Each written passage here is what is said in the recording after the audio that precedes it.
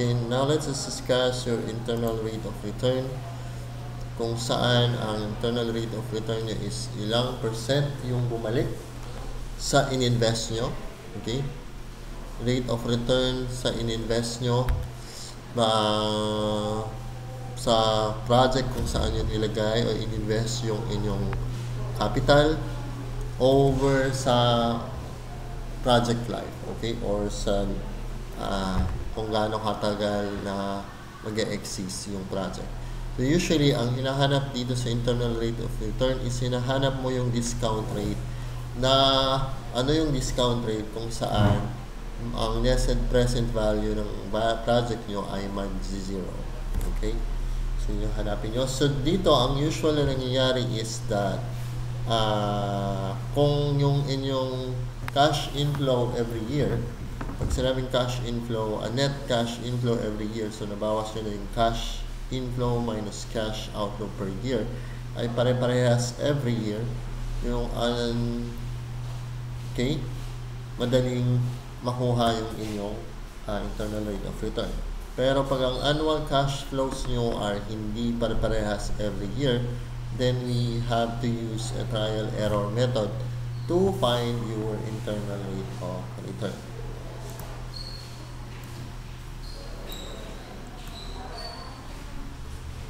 So, ito yung mga criteria when we have to decision role kung kailan natin i-accept yung project based on IRR or internal rate of return at kailan natin hindi i-accept yung project or i-reject. So, ibig sabihin na i-accept, you will invest on that project, tutuloy mo siya, mag-i-invest ka ng pera. Pag i-reject, ibig sabihin you will not invest on that project. So, ang criteria natin if you use IRR is dapat yung IRR natin ay equal to or greater than the minimum required rate of return.